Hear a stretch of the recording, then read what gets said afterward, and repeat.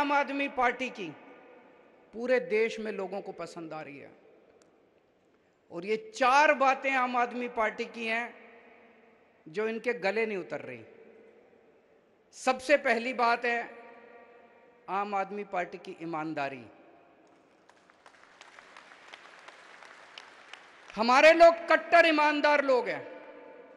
लोगों को यकीन नहीं होता यार, राजनीति भी ईमानदार हो सकती है क्या? लोगों ने पहली बार देखा है देश के अंदर 75 साल में। अच्छा, नेता ईमानदार भी होते हैं। अच्छा, पार्टियां ईमानदार भी होती है, पैसे नहीं खाते। पहली बार लोग देख रहे हैं कि ईमानदार राजनीति आ रही है। इसलिए बार बार कहते हैं, पहले कीचड़ फेंकेंगे, फिर कहेंगे अपने आप को ईमानदार कहने वाला अरविंद केजरीवाल। तो ये भी कहते हैं कि केजरीवाल ईमानदार है। तो एक है ईमानदार राजनीति, इनसे संभल नहीं रही है ईमानदार राजनीति, और देश के लोगों को बड़ी पसंद आ रही है। ये कितना भी कीचड़ फेंके, लोगों को यकीन ही नहीं हो रहा। पूरे देश में सब कहते हैं यार ये तो झूठ बोल रहे हैं। दूसरी चीज है शिक्षा। शिक्षा के ऊपर जो हमने काम किया, आज तक ये नेता, इन्होंने कभी स्कूल की तरफ आंख उठा के नहीं देखी थी। और इनमें से कई नेता तो ऐसे जो बचपन में भी स्कूल नहीं गए थे। अब मुझे बड़ा अच्छा लगा, गुजरात के अंदर इनके एक देश के बहुत बड़े नेता 4 स्कूलों का उद्घाटन करने के लिए दिल्ली से गए थे। स्कूलों की बात करनी पड़ रही है इन लोगों को, इनको अच्छा नहीं लग रहा। इन्होंने कभी जिंदगी में स्कूलों की बात नहीं करी। तीसरी, और लोगों को बड़ी पसंद आ रही है। जनता क्या चाहती है यार? जनता यही तो चाहती है हमारे बच्चों को अच्छी शिक्षा मिल जाए, हमारे बच्चे बड़े होकर कुछ बन जाएं। तीसरी चीज है स्वास्थ्य सेवाएं। पूरे देश के अंदर चर्चा हो रही है आज मोहल्ला क्लिनिक की, दुनिया के अंदर चर्चा हो रही है मोहल्ला क्लिनिक की, दिल्ली के शानदार अस्पतालों की। दिल्ली में सबका इलाज मुफ्त कर दिया। ये भी इनसे। अभी इनके एक और मुख्यमंत्री हैं, पहली बार मैंने उनके मुंह से सुना, मेरे को स्कूल और अस्पताल बड़े अच्छे लगते हैं, मैं जब भी जाता हूं किसी जिले में मैं स्कूल और अस्पताल में जरूर जाता हूं। पहले तो नहीं गए कभी, अब जाना पड़ रहा है तुम लोगों को। और चौथी चीज है फ्रीबी। ये भी भारत की राजनीति में आम आदमी पार्टी ने फ्रीबी इंट्रोड्यूस किया है, फ्री की रेवड़ी। ये इनसे ना रेवड़ी खाते बन रही है, ना रेवड़ी उगलते बन रही है। कहते हैं ये 4 चीजें हैं, ईमानदार राजनीति, शिक्षा, स्वास्थ्य, फ्रीबी। कहते हैं फ्रीबी करने से सरकार घाटे में चली जाएगी, जनता को फ्री की सुविधाएं नहीं मिलनी चाहिए। गुजरात पे 3.5 लाख करोड़ रुपए का कर्जा है। गुजरात सरकार ने तो आज तक कुछ भी फ्री नहीं दिया, फिर ये कर्जा कहां से चढ़ गया जी? फिर तो कर्जा नहीं चढ़ना चाहिए था, उन्होंने तो कुछ भी नहीं दिया फ्री में, तो ये कर्जा कहां से चढ़ गया? सारा पैसा लूट के खा गए, इसलिए कर्जा चढ़ गया। कर्जा फ्रीबी से नहीं चढ़ता, कर्जा लूटने से चढ़ता है। पंजाब के ऊपर अभी हमने सरकार संभाली है, 3.5 लाख करोड़ का कर्जा है। पंजाब को तो कुछ नहीं दिया था पिछली सरकारों ने फ्री में, फिर यह कर्जा कहां से चढ़ गया? देश की हर सरकार के ऊपर लाखों करोड़ों का कर्जा है, उन्होंने तो कुछ भी नहीं दिया था फ्री में, फिर यह कर्जा कहां से चढ़ गया? और दिल्ली वालों को सब कुछ फ्री में मिल रहा है, फिर भी कर्जा नहीं है दिल्ली सरकार के ऊपर।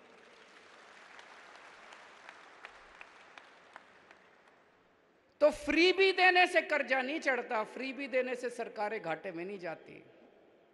2 किस्म की राजनीति है, एक वो जो सरकारों को लूटते हैं, देश को लूटते हैं, पैसा कमाते हैं, भ्रष्टाचार करते हैं, अपने परिवार के घर भरते हैं, 7 पुश्तों तक इन्होंने पैसे कमा रखे हैं, 7 पुश्तें इनकी घर बैठ के खाएंगी। और दूसरी वो राजनीति है जो फ्री में देती है सबको, जनता के भले के लिए, ईमानदार राजनीति है। कोई नेता अगर देश के अंदर खड़ा होके कहे कि मेरे को फ्री की रेवड़ी के खिलाफ हूं, समझ जाओ उस नेता की नीयत खराब है, वो नेता भ्रष्टाचारी है।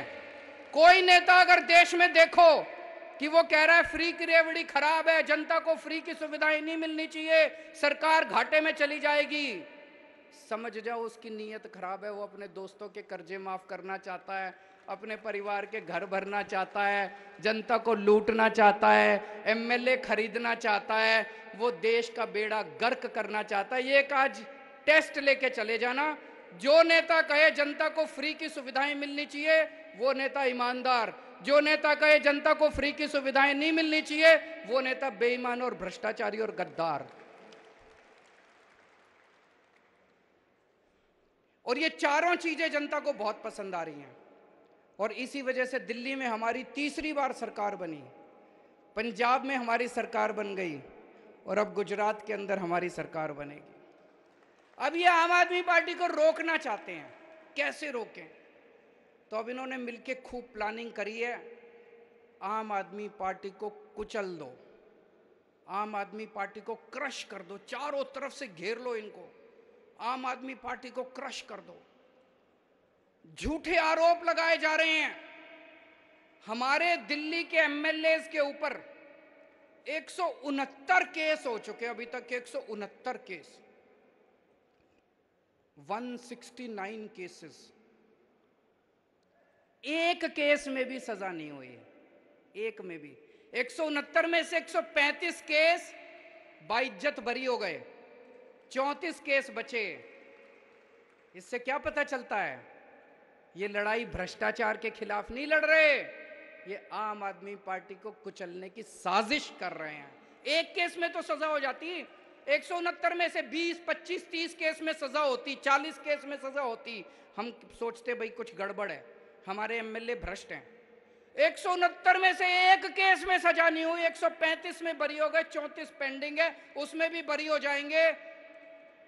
इसका मतलब है जो लाल किले के ऊपर खड़े होकर कहते हैं ना मैं भ्रष्टाचार के खिलाफ लड़ रहा हूं, भ्रष्टाचार के खिलाफ नहीं लड़ रहे, आम आदमी पार्टी के खिलाफ लड़ रहे हैं। ये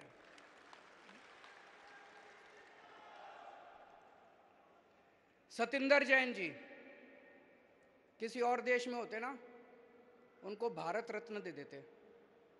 उस आदमी ने मोहल्ला क्लिनिक दिया इस देश को, जिसकी पूरी दुनिया में चर्चा है। यूएन के सेक्रेटरी जनरल ने आके कहा कि मोहल्ला क्लिनिक सारी दुनिया को अपनाना चाहिए। उस आदमी ने फ्री बिजली का इजाद किया, उसी ने निकाला आइडिया कि बिजली फ्री भी दी जा सकती है। उस आदमी ने पूरी दिल्ली को फ्री इलाज दिया। आज दिल्ली के अंदर जो हर आदमी को फ्री इलाज मिल रहा है उसकी वजह से मिल रहा है। उसको 3 महीने से इन्होंने जेल में डाला हुआ है और अभी पिछले 3 सुनवाई से जज बार बार पूछ रही है सीबीआई वालों से, ईडी वालों से, भाई कोई सबूत तो दिखा दो, इसका कसूर क्या है? पढ़ा होगा आपने अखबारों में। जज ने 3 हेयरिंग में पूछा कि कोई तो सबूत दे दो, एक तो सबूत दे दो इसके खिलाफ। वो एक भी सबूत केंद्र सरकार नहीं दे पाई। तो 3 हेयरिंग के बाद केंद्र सरकार आके कहती है ये जज अच्छा नहीं है, जज बदलो। शर्म की बात है, ये हो क्या रहा है इस देश, ये देश के अंदर हो क्या रहा है? कहते हैं जज अच्छा नहीं है, जज बदलो। और अब इन्होंने एक और नया पैंतरा शुरू कर दिया। सतिंदर जैन के घर रेड मारी, कुछ नहीं मिला। उसी दिन इन्होंने किसी और ज्वेलर के यहां रेड मारी, उसके यहां कैश मिला। बोले सतिंदर जैन के सहयोगी के यहां कैश मिला। रहे काहे का सहयोगी? कोई जान ना पहचान किसी अरे गहरे के यहां रेड मार देते हो। अब कह रहे हैं मनीष के साथ भी यूं ही करेंगे। मनीष के यहां कुछ नहीं मिला इनको। मनीष के घर रेड मारी, बोले 144 करोड़ रुपए खा गया, कोई बोला 1000 करोड़ रुपए खा गया। कपड़े देख लो इसके।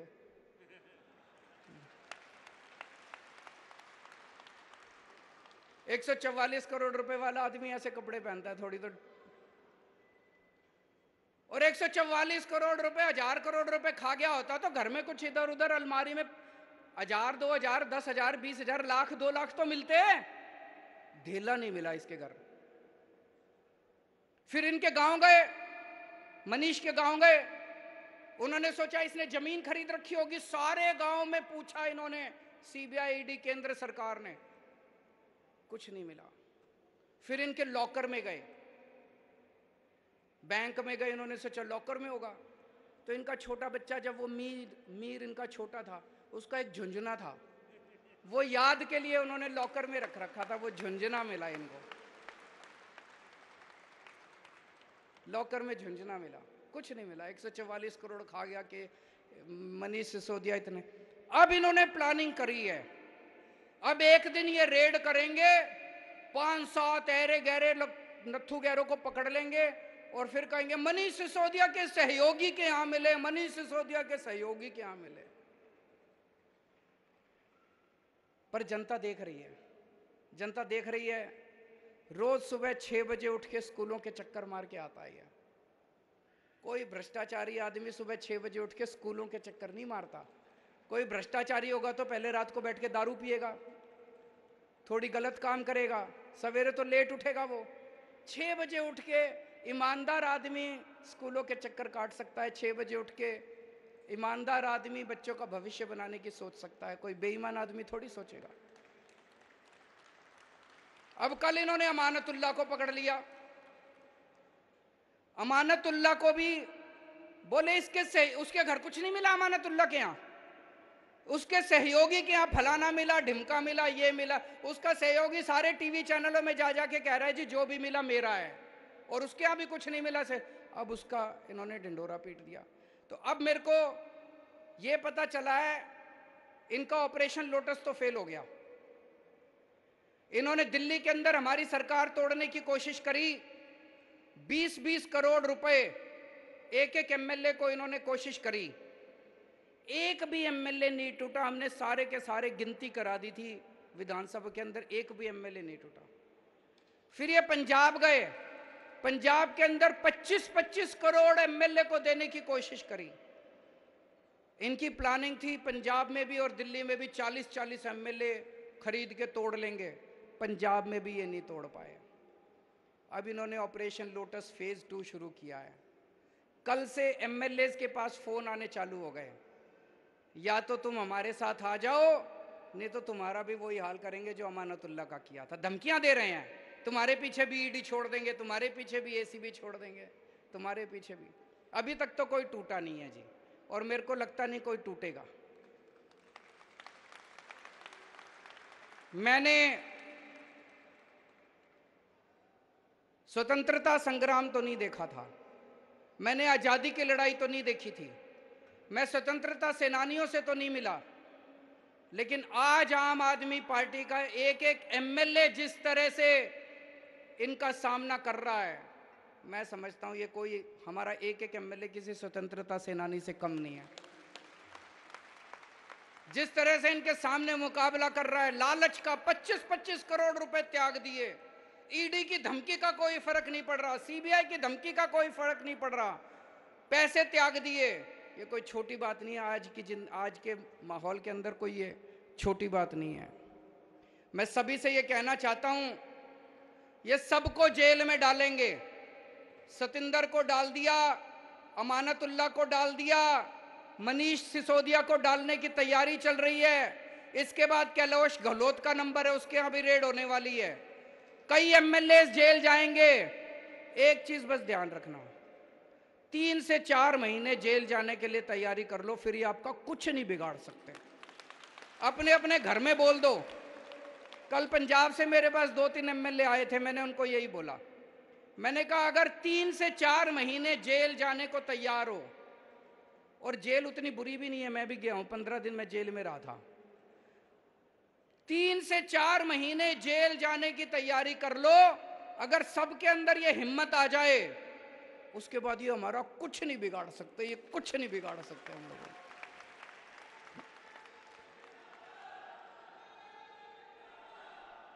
इन्होंने अभी तक पूरे देश में 285 एमएलए खरीदे हैं, 285 एमएलए। कोई कहता है 50 करोड़ दिए, कोई कहता है 40 करोड़, कोई 25 करोड़। कम से कम 7 से 8 हजार करोड़ रुपए इन्होंने एमएलए खरीदने में खर्च कर दिए। 7 से 8 हजार करोड़ कहां से आया इतना पैसा? कहते हैं भ्रष्टाचार हम कर रहे हैं। अरे भ्रष्टाचार तो तुम कर रहे हो, तुम लूट रहे हो जनता को। सारी देश को लूट लिया, लूट लूट के एमएलए खरीदते हो, खुलेआम खरीद रहे हो, और फिर भी तुम्हारी हिम्मत हो जाती है लाल किले पे खड़े होके कहने की कि मैं भ्रष्टाचार से लड़ रहा हूं। पूरे देश में एमएलए खरीदते फिर रहे हो, करोड़ों रुपए में एमएलए खरीदते फिर रहे हो, और तुम्हारी हिम्मत हो गई कहने में भ्रष्टाचार से लड़ रहा हूं। मुझे लगता है सबसे ज्यादा 75 साल में सबसे ज्यादा भ्रष्टाचार इनकी सरकार ने किया है।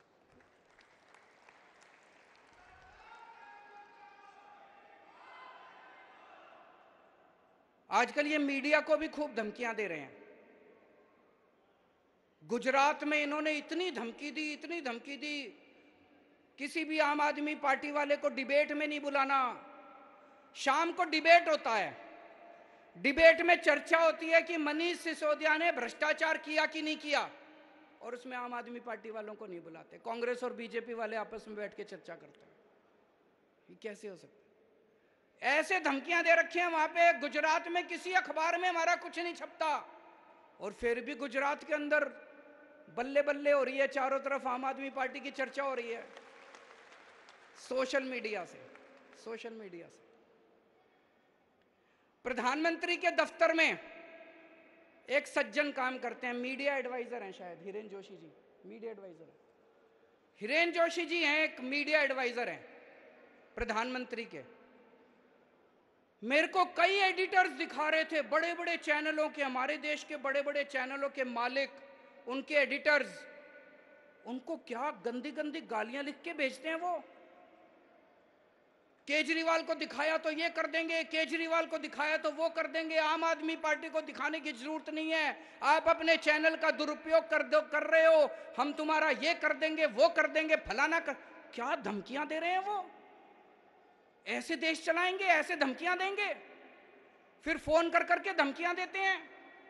मैं आज यहां से हिरेन जोशी जी को एक ही चीज कहना चाहता हूं, अगर किसी ने आपके स्क्रीनशॉट जो आप इनको मैसेज भेज रहे हो इन्होंने सोशल मीडिया में डाल दिए, आप भी और प्रधानमंत्री जी शक्ल दिखाने लायक नहीं बचोगे इस देश के अंदर। और ये जो आप धमकियां देते हो ना, कईयों ने रिकॉर्डिंग करके रख रखी है आपकी, अगर किसी दिन किसी ने आपकी रिकॉर्डिंग सोशल मीडिया में डाल दी, शक्ल दिखाने लायक नहीं बचोगे। बंद करो ये गंदगी, बंद करो इस तरह से मीडिया को धमकाना। और अब केवल मीडिया के भरोसे नहीं रहा, देश ने सोशल मीडिया के ऊपर, जनता अब सोशल मीडिया के ऊपर आ गई है। सोशल मीडिया के जरिए ऐसे देश आगे नहीं बढ़ेगा दोस्तों। हम सबको मिलके भारत को दुनिया का नंबर 1 देश बनाना है। बनाना है कि नहीं बनाना है? भारत दुनिया का नंबर 1 देश केवल भाषणबाजी करने से नहीं बनेगा। विदेशों में भाषण करके आ जाओ और कह दो हम विश्व गुरु बन गए, ऐसे विश्व गुरु नहीं बनेगा। एक एक बच्चे को अच्छी शिक्षा देनी पड़ेगी, तब भारत दुनिया का नंबर 1 देश बनेगा। भारत को दुनिया का नंबर 1 देश कोई एक आदमी नहीं बनाएगा। जब इस देश का एक एक बच्चा अच्छी शिक्षा पाएगा तभी भारत दुनिया का नंबर 1 देश बनेगा।